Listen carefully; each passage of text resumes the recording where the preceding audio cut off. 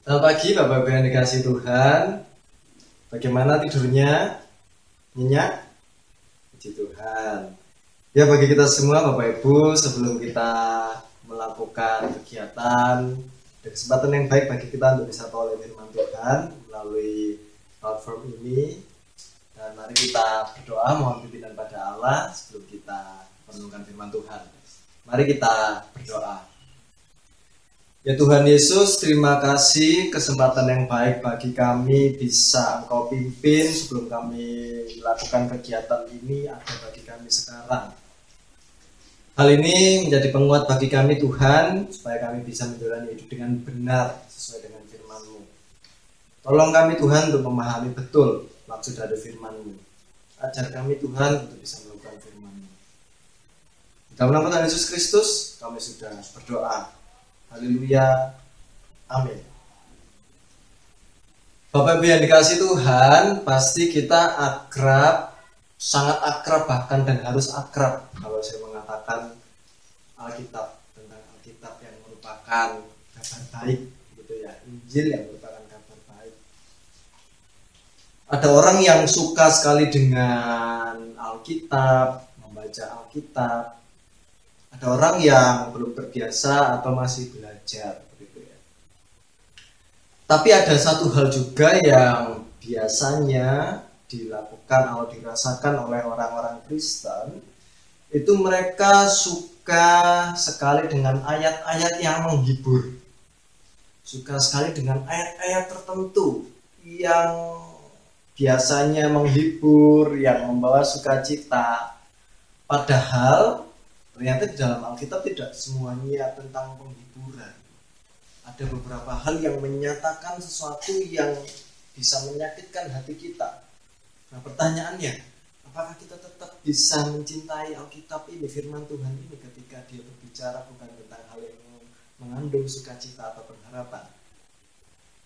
Ini tantangan bagi kita semua sebagai orang Kristen. Di mana kita bisa melihat itu Bapak Ibu? Di dalam 2 Timotius 3 ayat 16, mari kita baca bersama-sama. 2 Timotius 3 ayat 16. Setidaknya ada 4 hal penting dari Alkitab yang kita bisa lihat. Dan nyatanya tidak semua itu menyenangkan. Mari kita baca bersama-sama. 2 Timotius 3 ayat 16. Segala tulisan yang diilhamkan Allah memang bermanfaat untuk mengajar, untuk menyatakan kesalahan, untuk memperbaiki kelakuan, dan untuk mendidik orang dalam kebenaran. Amin. Saya ulang sekali lagi.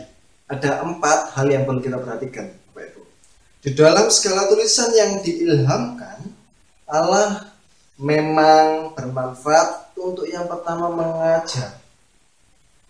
Mengajar tentu saja merupakan hal yang bisa kita terima dengan baik karena ada informasi-informasi yang bisa menolong kita.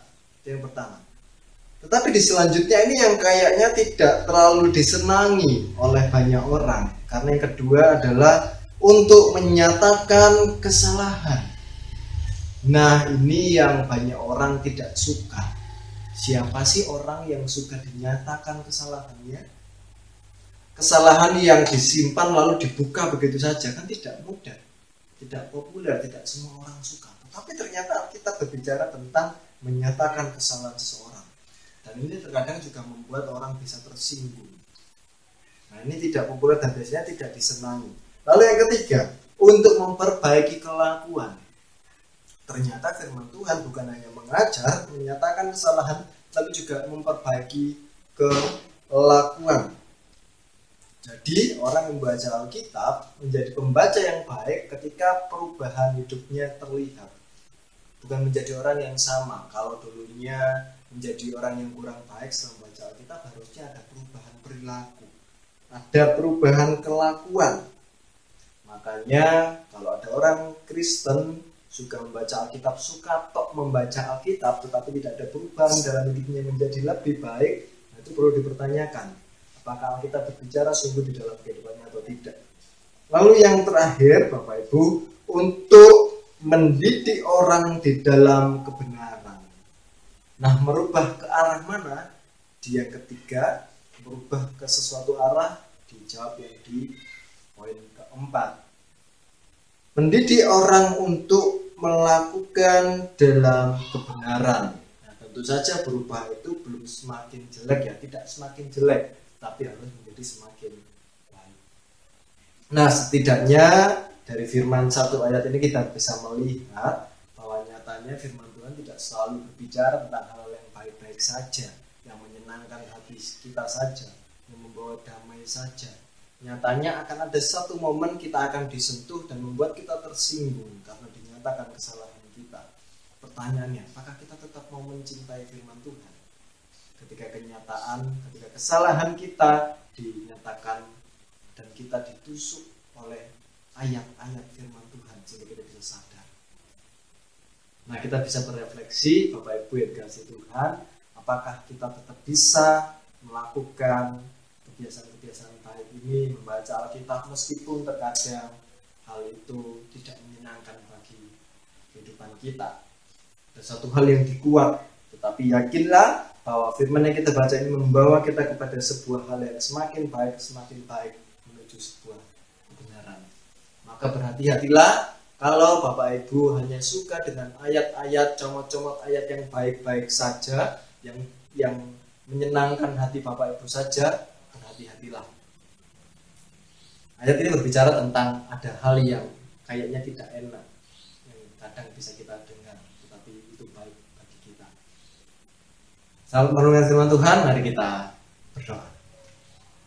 Terima kasih Tuhan bahwa Engkau menyatakan suatu kebenaran firman-Mu, bahwa terkadang firman-Mu tidak hanya berbicara tentang kedamaian, tentang sesuatu yang kami sukai, tetapi sebuah kenyataan bahwa seluruh firman Tuhan harus kami cintai. Meskipun itu menyatakan kesalahan kami, membuat kami sakit hati, tetapi kami percaya bahwa itu adalah momen dan ajaran yang Engkau inginkan menjadikan kami semakin baik. Bukalah hati kami untuk bisa menerima setiap firman-Mu, terlebih bisa kami lakukan dalam kehidupan sehari-hari. Kehidupan kami sebentar lagi yang akan kami jalani, Engkau berkati.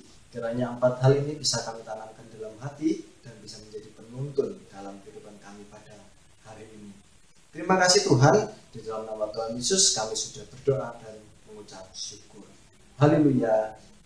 Amin. Selamat pagi Bapak Ibu, selamat menjalani hari-hari dan Tuhan Yesus selalu memberkati kehidupan kita semua. Amin.